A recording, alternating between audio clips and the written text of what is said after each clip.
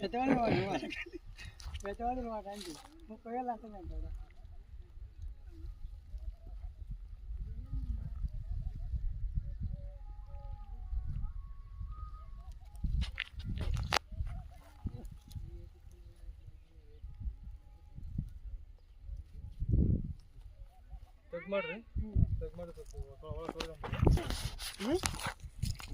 side అయితే బాగుంటుంది